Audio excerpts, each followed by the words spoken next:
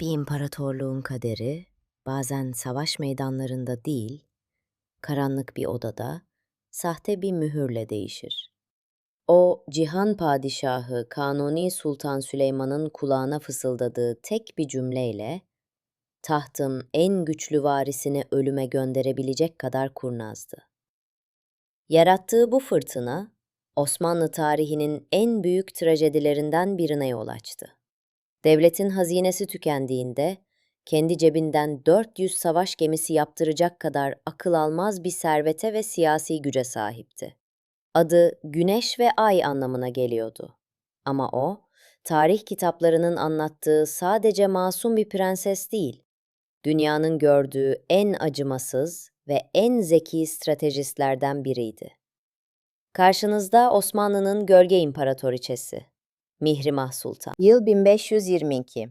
Kanuni Sultan Süleyman tahta çıkalı henüz 2 yıl olmuş. Payitaht İstanbul yavaş yavaş altın çağına doğru uyanıyordu. Ancak Bayezid Meydanı'ndaki eski sarayın taş duvarları arasında çok farklı bir savaş veriliyordu. Haremdeki hayatta kalma savaşı. Bu savaşın en hırslı askeri ise Ukrayna steplerinden köle olarak getirilmiş genç bir Rus cariyesiydi. Hürrem. Hürrem padişahın gözdesi olmuş ve ona bir şehzade Mehmet'i vermişti. Ancak haremde yerini sağlamlaştırmak için daha fazlasına ihtiyacı vardı.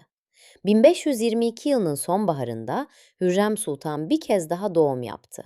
Fakat beklenen müjde gelmedi. Doğan çocuk bir şehzade değil, bir kızdı. O dönemde şehzade doğurmak bir hasekinin en büyük silahı iken bir kız çocuğu doğurmak çoğu zaman hayal kırıklığı demekti. Fakat ne Hürrem ne de kucağındaki bu küçük bebek sıradan bir kadere boyun eğecekti. Sultan Süleyman bu küçük kız çocuğunu kucağına aldığında ona Farsça çok özel bir isim verdi. Mihri Mah, yani Güneş ve Ay. Belki de kaderin garip bir cilvesiydi. İsmini gökyüzünün en güçlü iki cisminden alan bu kız çocuğu, gün gelecek koca bir imparatorluğun ufkunda tek başına parlayacaktı. Mihrimah'ın doğumu Hürrem'in gücünü zayıflatmadı. Aksine Hürrem'in Kanuni üzerindeki nüfuzu giderek arttı.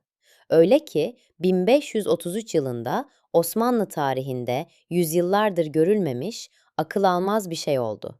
Sultan Süleyman, azat ettiği kölesi Hürrem ile resmi olarak nikahlandı. Bu benzeri görülmemiş evlilik, küçük Mihrimah'ın da hayatını tamamen değiştirdi.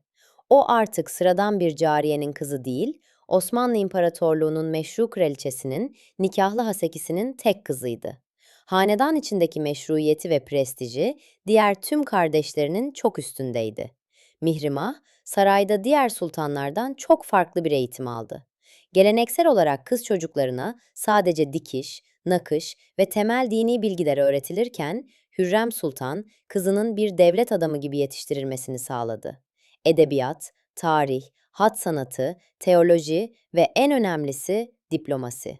O, tıpkı annesi gibi keskin bir zekaya ve stratejik bir vizyona sahip olacak şekilde kodlanıyordu. Büyüdükçe zekası ve politik duruşu sınırları aştı. Avrupa saraylarında onun adı fısıldanmaya, Avrupa'da elçilerin gizli raporlarında ondan bahsedilmeye başlandı. Batı dünyası onu Sultana Cameria olarak tanıyordu. Ünlü Rönesans ressamı Titian bile ününden o kadar etkilenmişti ki onu hiç görmemiş olmasına rağmen hayali bir portresini çizecekti. Mihrimah'ın ilk gençlik yılları, babasının imparatorluğu zirveye taşıdığı, denizlerde ve karalarda fetih üstüne fetih yapıldığı bir altın çağda geçti. O, gücün ne demek olduğunu, devletin nasıl yönetileceğini ve kriz anlarında nasıl soğukkanlı kalınacağını doğrudan dünyanın en güçlü iki insanından, babası Kanuni ve annesi Hürrem'den izleyerek öğrendi. Ancak bu muazzam gücün ve şatafatın arkasında çok daha karanlık bir gerçek yatıyordu. Taht için verilen kanlı şehzade savaşları yaklaşıyordu ve Mihrimah Sultan kısa süre sonra sadece izleyici kalmayacak, annesiyle birlikte bu kanlı satranç tahtasının en acımasız ve en belirleyici oyuncularından birine dönüşecekti. Ta ki Rüstem Paşa ile yapacağı o stratejik ittifaka kadar. Yıl 1539. Mihrimah artık 17 yaşında, güzelliği ve zekasıyla sarayın en parlak mücevheri haline gelmiş genç bir prensesti. Hanedan kurallarına göre evlilik çağı gelmişti. Ancak Mihrimah'ın evliliği sıradan bir aşk hikayesi değil. İmparatorluğun kaderini değiştirecek devasa bir satranç hamlesi olmak zorundaydı. Annesi Hürrem Sultan'ın kızı için seçtiği damat adayı ise herkesi şaşkına çevirdi. Diyarbakır Beylerbeyi Rüstem Paşa. Zeki, kurnaz, inanılmaz derecede hırslı ama bir o kadar da sevilmeyen soğuk bir devşirme. Bu evlilik bir aşk değil, tamamen stratejik bir güç ittifakıydı. Hürrem Sultan, taht mücadelelerinde kendisine sonsuz sadakat gösterecek, aynı zamanda devlet kademelerinde hızla yükselebilecek bir müttefik arıyordu. Rüstem Paşa biçilmiş kaftandı. Fakat bu evliliği engellemek isteyen rakipler, Hürrem ve Rüstem'in karşısına akıl almaz bir dedikoduyla çıktılar. Rüstem Paşa'nın cüzzam hastası olduğu yalanı başkentte hızla yayıldı. Cüzzam, dönemin en korkulan ve tedavisi olmayan hastalığıydı. Kanuni Sultan Süleyman, biricik kızı Mihrimah'ı bir cüzzamlıya asla veremezdi. İddiaları araştırmak üzere sarayın başhekimi gizlice Diyarbakır'a gönderildi. Başhekim, Rüstem Paşa'yı günlerce gözetim altında tuttu, kıyafetlerini santim santim inceledi ve tarihin akışını değiştiren o meşhur kanıtı buldu. Rüstem Paşa'nın gömleğinde bir bit bulunmuştu. Dönemin tıp inancına göre bitler, ateşi yüksek olan cüzzamlı hastalarda asla barınmazdı. Üzerinde bit bulunması, Rüstem Paşa'nın kesinlikle sağlıklı olduğunun en net tıbbi kanıtı kabul edildi. Bu olay Osmanlı tarihine o meşhur deyimle geçecekti. Kehlesi bahtiyar olanın ikbali de yaver gider. Yani biti şanslı olanın talihi de yaver gider. Bir tek bit, Hürrem ve Mihrimah'ın siyasi planını ipten almıştı. Dedikoduların asılsız çıkmasının ardından 1539 yılının Kasım ayında İstanbul daha önce eşi benzeri görülmemiş bir düğüne sahne oldu. At Meydanı'nda tam 15 gün süren muazzam şenlikler düzenlendi. Cambazlar, ateş yutanlar, devasa ziyafetler. İstanbul halkı 2 hafta boyunca Mihrimah'ın düğününü kutladı. Ancak bu şatafatın gölgesinde Osmanlı tarihinin en korkutucu siyasi bloğu kuruluyordu. Hürrem, Mihrimah ve Rüstem üçgeni. Mihrimah Sultan, bu evlilikten sonra annesinin gölgesinden çıkarak bağımsız bir siyasi figür haline gelmeye başladı. Artık sadece padişahın kızı değil, aynı zamanda imparatorluğun en güçlü adamlarından birinin eşiydi ve serveti hayal edilemeyecek boyutlara ulaşmaya başlamıştı. Bu evlilikten Ayşe Hümaşah adında bir kız çocuğu ve Sultanzade Osman Bey dünyaya geldi. Rüstem Paşa ise Hürrem ve Mihrimah'ın arkasındaki siyasi destekle hızla yükselerek 1544 yılında sadrazamlık makamına, yani imparatorluğun 2 numaralı koltuğuna oturdu. O andan itibaren Rüstem Paşa devleti yönetirken Mihrimah ve Hürrem de Rüstem Paşa'yı yönetiyordu.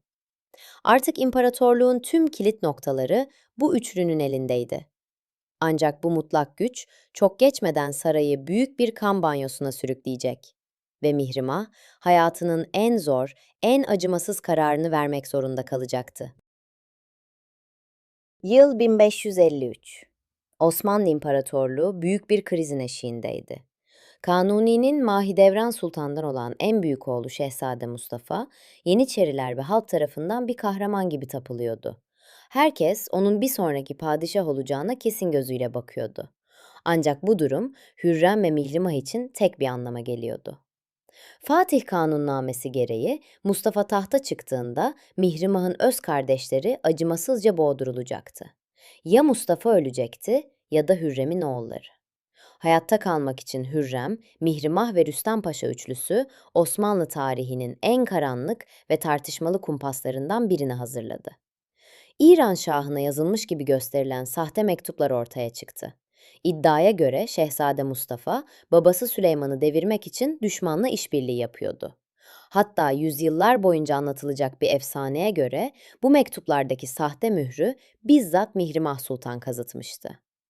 Kanuni Sultan Süleyman yaşlanıyordu ve tahtını kaybetme korkusu yavaş yavaş aklını zehirlemişti. Kendi babası Yavuz Sultan Selim'in dedesini nasıl tahttan indirdiğini çok iyi hatırlıyordu. Rüstem Paşa'nın fısıltıları ve mektuplardaki kanıtlar Süleyman'ın paranoyasını bir öfke patlamasına dönüştürdü. Karar verilmişti. İmparatorluğun bekası için Evrat feda edilecekti. 6 Ekim 1553 Konya Ereğli Ovası.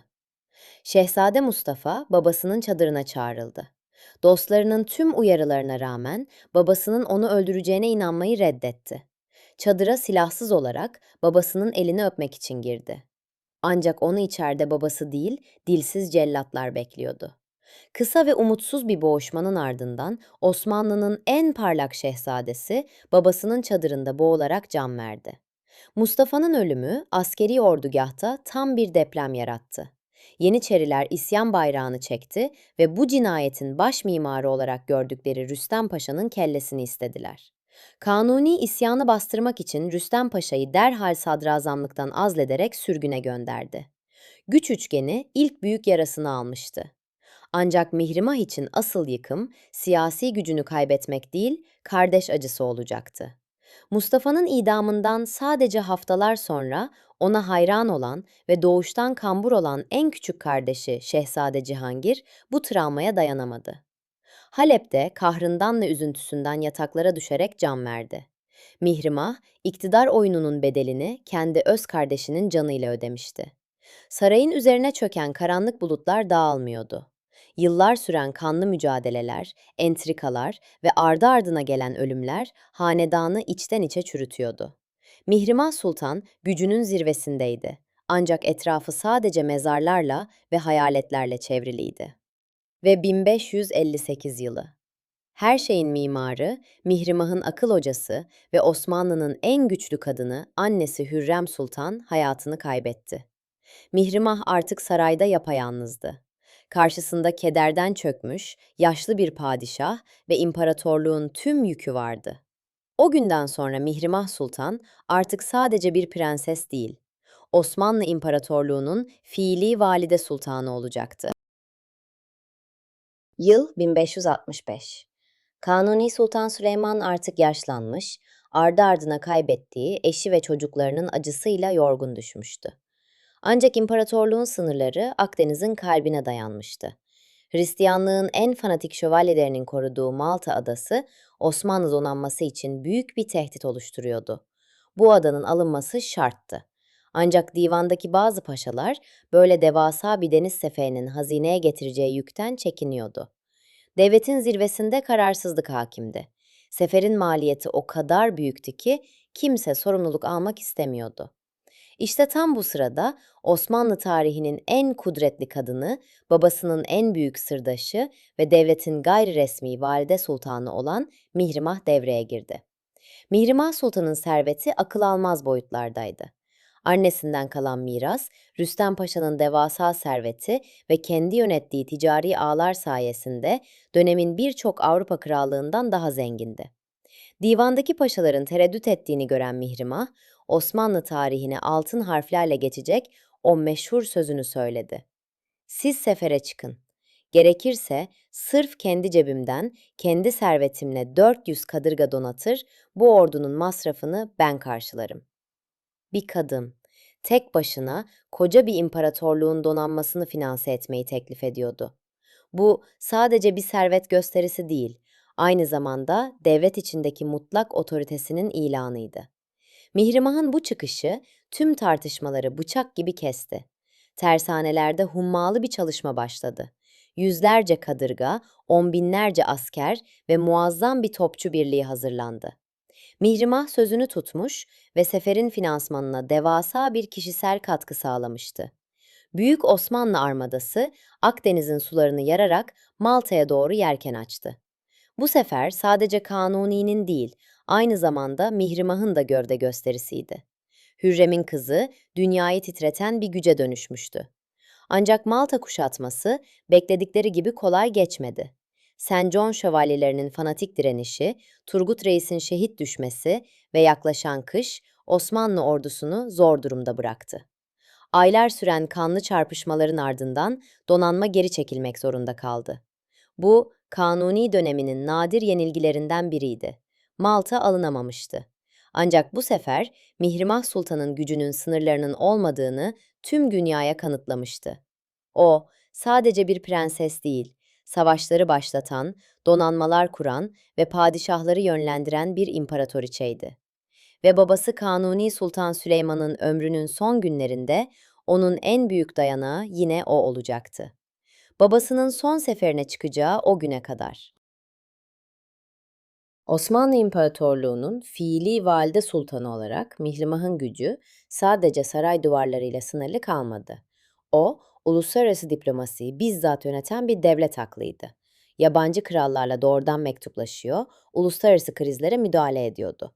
Sadece padişahın kızı olduğu için değil, sahip olduğu muazzam vizyon sayesinde devletin dış politikasını yönlendiriyordu. Polonya kralına tavsiye mektupları yazıyor, Avrupa'daki esir krizlerini çözüyordu.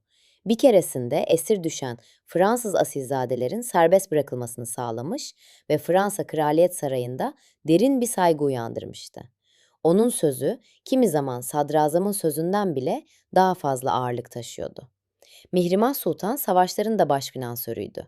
Akdeniz'deki devasa deniz aşırı seferler, adaların kuşatılması ve orduların lojistiği büyük ölçüde onun servetiyle destekleniyordu. Askerler onun gönderdiği altınlarla savaşıyor, donanma onun kurduğu tersanelerde güçleniyordu. Sadece kendi parasıyla yüzlerce kadırga inşa ettirmiş, Osmanlı donanmasının Akdeniz'de fırtınalar estirmesini sağlamıştı. O dönemin dünyasında koca bir imparatorluk donanmasını tek bir kadının kendi cebinden donatması tarihte eşi benzeri görülmemiş bir olaydı. Ancak Mihrimah'ın asıl mirası kılıçla veya savaşla değil, suyla ve taşla yazılacaktı. Mekke ve Medine'ye uzanan su yolları yaptırmış, kurak topraklara hayat vermişti. En büyük hayali ise adını yüzyıllar sonrasına taşıyacak devasa eserler bırakmaktı. Ve bunun için tarihin en büyük dehasına başvurdu. Mimar Sinan'a. Mimar Sinan, Mihrimah Sultan için İstanbul'un iki ayrı yakasına iki muazzam külliye inşa etti. Biri Asya yakasında Üsküdar'da, diğeri ise Avrupa yakasında İstanbul'un en yüksek tepesi olan Edirne Kapı'da. Bu camiler sadece birer ibadethane değil, aynı zamanda mühendislik harikalarıydı. Ancak bu taşların arasına tarihin en gizemli aşk hikayelerinden biri gizlenmişti. Efsaneye göre Mimar Sinan bu iki camiyi astronomik bir kusursuzlukla konumlandırdı. Her yıl gece ve gündüzün eşitlendiği 21 Mart'ta, yani Mihrimah Sultan'ın doğum gününde Edirne Kapı'daki caminin tek minaresi arkasından güneş batarken tam o esnada Üsküdar'daki caminin minareleri arasından dolunay doğar. Mihrimah, güneş ve ay gökyüzünde bir araya gelir. Dillere destan olan bu efsane, yaşlı Mimar Sinan'ın hiçbir zaman ulaşamayacağı bir prensese, Mihrimah Sultan'a duyduğu umutsuz ve gizli aşkın bir kanıtı olarak anlatılır. Sinan, kelimelerle ifade edemediği aşkını, kozmosun hizalanmasıyla taşlara kazımış, Mihrimah'ın adını uzay ve zamanın ötesinde ölümsüzleştirmiştir. 1561 yılı. Osmanlı siyasetini 10 yıllar boyunca demir yumrukla yöneten o korkunç üçlü ittifak son büyük darbeyi aldı. Rüstem Paşa hayatını kaybetti. Annesi Hürrem'in ardından eşi Rüstem'i de kaybeden Mihrimah artık sarayda yapayalnız bir güç odağıydı.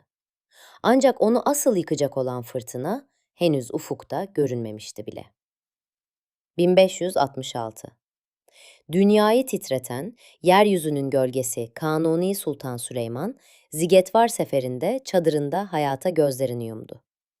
Babasının ölümü sadece bir imparatorun gidişi değil, aynı zamanda Mihrimah'ın en büyük koruyucu kalkanının da yok olması demekti. Muhteşem Süleyman, kendi adını taşıyan Süleymaniye Camii'nin avlusuna büyük aşkı Hürrem Sultan'ın yanına defnedildi. İmparatorlukta altın çağ resmen sona ermişti. Tahta ise Mihrimah'ın hayatta kalan tek kardeşi II. Selim, namı diğer Sarı Selim çıkıyordu. Selim'in tahta çıkışında hazinede yeterli para yoktu. Yeniçerilere cülüs bahşişi dağıtabilmesi için Mihrimah Sultan kardeşine tek kalemde 50.000 altın borç verdi. Bu muazzam serveti sayesinde sarayda de facto valide sultan statüsünü korumaya devam etti. Ta ki haremde yeni ve son derece tehlikeli bir kadın yükselene kadar. Nurbanu Sultan. Nurbanu, II. Selim'in baş hasekisiydi ve en az Hürrem Sultan kadar hırslı, zeki ve acımasızdı. Topkapı Sarayı'nın karanlık koridorlarında Hürrem'in kızı Mihrimah ile Nurbanu Sultan arasında yıllarca sürecek sessiz ve ölümcül bir soğuk savaş başladı. Bu, eski dönemin gücüyle yeni dönemin yükselen yıldızının savaşıydı. Ve yıl 1574. İkinci Selim, hamamda ayağa kayarak trajik bir şekilde hayatını kaybetti. İşte bu an, Nurbanu'nun dehasını gösterdiği andı. Oğlunun tahta çıkmasını garantilemek için padişahın cesedini tam 12 gün boyunca buzlar içinde saklayarak ölümü gizledi. Bu, Osmanlı tarihinin en akıl almaz kriz yönetimlerinden biriydi. Nurbanu'nun oğlu 3. Murat tahta çıkınca Nurbanu resmen valide sultan ilan edildi. Savaş bitmiş, kazanan belli olmuştu. İmparatorluğun yeni mutlak hakimi artık Nurbanu Sultan'dı. Haremde 2 güneşe yer yoktu. Zamana ve yeni jenerasyona yenik düşen, yarım asır boyunca dünyayı titreten Büyük Mihrimah Sultan, sessizce eski saraya, yani gözden düşen kadınların sürgün yerine gönderildi. Güneşi ve ayı yöneten kadının ışığı, eski sarayın soğuk duvarları arasında yavaş yavaş sönüyordu. Yıl 1578. Kadınlar saltanatının temellerini atan, imparatorluğun kaderini değiştiren Büyük Mihrimah Sultan 56 yaşında hayata gözlerini yumdu. Eski sarayda, gücünün zirvesindeki günlerinden çok uzakta, sessizce aramızdan ayrıldı. Ancak ölümü bile onun Osmanlı tarihindeki emsalsiz yerini bir kez daha kanıtlayacaktı. Yeğeni Sultan 3. Murat, halası için daha önce hiçbir padişah kızına yapılmamış büyüklükte muazzam bir devlet cenazesi düzenletti. Tüm vezirler, paşalar, yeniçeriler ve İstanbul halkı Osmanlı'nın bu en kudretli prensesini son yolculuğuna uğurlamak için sokaklara döküldü. Ancak asıl şaşırtıcı olan defin kararıydı. Sultan Murad'ın emriyle Mihrimah Sultan, babası Kanuni Sultan Süleyman'ın Süleymaniye'deki türbesine tam onun yanı başına defnedildi. Kanuni'nin onca çocuğu, onca şehzadesi, hatta tahta çıkan oğlu Selim bile bu onura erişemedi. Babasının ebedi istirahatgahına gömülmesine izin verilen tek evlat Mihrimah oldu. Bu, padişahın ona duyduğu sonsuz sevginin ve devlet içindeki tartışılamaz statüsünün nihai kanıtıydı. Onun efsanesi sadece doğuda değil, batıda da yankılandı. Venedikli efsanevi ressam Titian gibi sanatçılar, onu hiç görmemiş olsalar da hayal güçlerindeki Sultana Cameria portreleriyle onu ölümsüzleştirdiler. Avrupa için o, doğunun egzotik, sınırsız zenginliğe sahip ve padişahları yönlendiren korkutucu prensesiydi. Mihrimah Sultan bir köprüydü. Annesi Hürrem Sultan'ın başlattığı kadınlar saltanatını devralmış, kusursuzca yönetmiş ve kendisinden sonra gelecek olan Nurbanu, Safiye ve Kösem sultanlara giden yolu ardına kadar açmıştı. Harem artık devletin kalbiydi. Aradan geçen 500 yıla rağmen Mihrimah Sultan'ın mirası İstanbul'un silüetinde yaşamaya devam ediyor. Üsküdar ve Edirnekapı'daki o muhteşem camiler her 21 Mart'ta güneş ve ayı buluşturarak Mimar Sinan'ın taşa kazıdığı efsaneyi İstanbullulara fısıldıyor. O, sadece Kanuni Sultan Süleyman'ın kızı değildi. O, kralları tahttan indiren bir siyasetçi, donanmalar kuran bir finansör, savaşlar başlatan bir stratejist ve imparatorluğun gördüğü en büyük, en güçlü prensesti. Güneş ve ayın sultanı Mihrimah. Osmanlı'nın altın çağının hem en parlak ışığı hem de en derin gölgesi olarak tarih sayfalarındaki yerini aldı. Onun hikayesi, iktidarın, zekanın ve ihtişamın kadın eliyle yazılmış en büyük destanıdır. Bugün tozlu tarih sayfalarına baktığımızda Mihrimah Sultan sadece Kanuni'nin kızı olarak değil, zekasıyla, servetiyle ve diplomatik dehasıyla kendi kaderini kendi çizen muazzam bir kadın figürü olarak karşımıza çıkıyor. Onun gücü, erkek egemen bir dünyada imparatorluğun zirvesinde nasıl hayatta kalınacağının ve o zirvenin nasıl yönetileceğinin en çarpıcı kanıtıdır. Aradan yüzyıllar geçti ancak o, İstanbul'un iki yakasında yükselen camileriyle, her sabah doğan güneşte ve her gece parlayan ayda bu kadim şehri izlemeye devam ediyor. O, Osmanlı'nın en kudretli kadını, Hürrem'in kızı, muhteşem Süleyman'ın sırdaşı, güneş ve ayın ebedi sultanı Mihrimah.